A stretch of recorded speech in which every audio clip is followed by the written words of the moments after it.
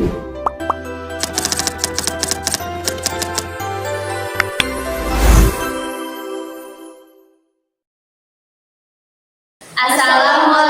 warahmatullahi wabarakatuh. Good afternoon, everyone. Thank for the judge that give our opportunity to present our text. First of all, we like to introduce ourselves. My name is Putri. I'm Jessica Fernanda. I'm Melly. And I'm Piken. We from second class High School 1 Sambas. In this time, we would like to present about mengelola pertemuan rapat.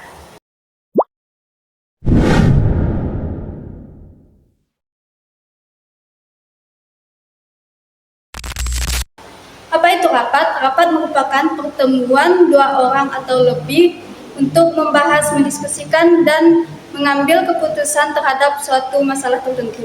Lalu apa fungsinya? Fungsinya sebagai pemecahan masalah dengan mencari solusi dari permasalahan yang telah dihadapi.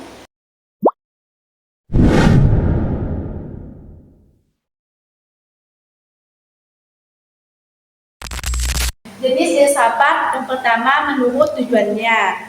Nah, pertama ada rapat penjelasan. Rapat penjelasan adalah pertemuan resmi yang diadakan untuk memberikan informasi, klarifikasi, dan penjabaran yang lebih lanjut untuk suatu hal kepada pihak-pihak yang terkait. Kedua ada rapat pemecahan masalah. Rapat pemecahan masalah adalah pertemuan bertujuan untuk mengidentifikasi, menganalisis, dan mencari solusi untuk suatu masalah yang dihadapi oleh organisasi, tim, atau proyek. Nah, ketiga ada perundingan. Perundingan adalah proses komunikasi antara dua belah pihak atau lebih untuk mencapai kesepakatan atau suatu perbedaan, kepentingan, dan konflik. Yang kedua adalah menurut sifatnya. Yang pertama adalah rapat resmi. Rapat resmi adalah rapat yang diselenggarakan secara formal, di agenda yang jelas, ketat, dan didokumentasi secara rinci. Yang kedua adalah rapat tidak resmi. Rapat tidak resmi, rapat yang diadakan tanpa perencanaan yang formal atau yang ketat dan juga santai. Yang ketiga adalah rapat terbuka. Rapat terbuka adalah rapat yang dihadiri secara anggota semuanya atau publik yang bersifat tidak rahasia. Yang keempat adalah rapat rahasia. Rapat rahasia ini sama juga dengan rapat tertutup, yang artinya rapat yang dihadiri oleh anggota terpilih saja. Karena rapat ini membahas tentang topik yang sensitif dan juga rahasia. Untuk jenis-jenis rapat yang ketiga, yaitu menurut jangka waktunya. Yang pertama, rapat harian yang dilakukan setiap harinya. Yang kedua, rapat mingguan yang dilakukan setiap minggu. Yang ketiga, rapat bulanan yang dilakukan setiap bulan. Yang keempat, rapat semesteran yang dilakukan 3-6 bulan untuk membahas perkembangan pekerjaan. Yang kelima, rapat tahunan yaitu rapat besar-besaran yang dilakukan setiap setahun sekali. Yang keempat, menurut frekuensinya. Yang pertama, rapat rutin. Rapat rutin merupakan rapat yang tidak berdasarkan jadwalnya. Yang kedua, rapat insidental. Rapat insidental merupakan rapat yang tidak berdasarkan jadwalnya atau rapat yang tergantung masalah yang dihadapi.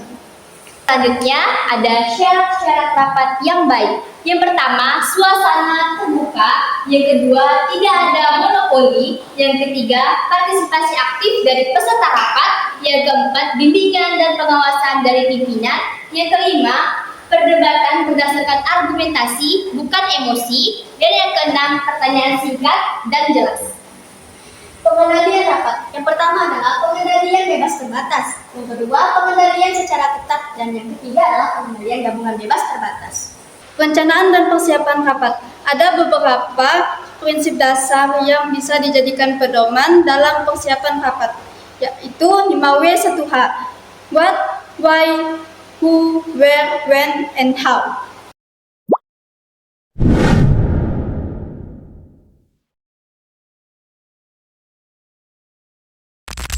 Nah, hal-hal yang harus dipersiapkan dalam menyelenggara rapat formal. Yang pertama yaitu membuat agenda rapat, yang kedua menentukan peserta rapat, dan yang ketiga membuat undangan rapat. Nah, yang keempat membuat daftar hadir rapat, Yang kelima, mempersiapkan bahan rapat. Dan keenam, mempersiapkan peralatan dan perlengkapan rapat. Yang ketujuh, mempersiapkan ruang rapat. Yang kedelapan, mempersiapkan penginapan. Yang kesembilan, mempersiapkan transportasi. Yang ke-10 adalah mempersiapkan konsumsi, yang ke-11 mempersiapkan unit kesehatan, dan ke-12 mempersiapkan persiapan akhir. Nah, yang selanjutnya yaitu hal-hal yang harus dipersiapkan dalam menyelenggarakan rapat informal. Yang pertama, agenda rapat. Yang kedua, undangan rapat. Yang ketiga, peserta rapat. Dan yang keempat, perlengkapan rapat. Yang kelima, ruangan rapat. Dan yang terakhir adalah konsumsi. Peran seorang administrasi di kantor atau sekretaris dalam penyelenggaraan rapat. Yang pertama adalah MC. MC disebut dengan Master of Ceremonies atau pembawa acara. MC adalah orang yang memandu suatu acara rapat sampai selesai agar berjalan lancar dan sesuai rencana. Yang kedua adalah natulis. Natulis adalah individu yang bertanggung jawab mencatat jalannya suatu rapat dan pertemuan. Seorang penulis harus memiliki kemampuan mendengarkan dengan cermat, menangkap poin-poin paling penting, cepat, dan menyusun catatan secara terstruktur. Penyelenggaraan rapat. Yang pertama, membuka rapat. Membuka rapat adalah tindakan awal dalam sebuah pertemuan resmi yang biasanya dilakukan oleh pimpinan rapat atau moderator. Yang kedua, berlangsungnya rapat. Berlangsungnya rapat yaitu merujuk pada bagian inti rapat.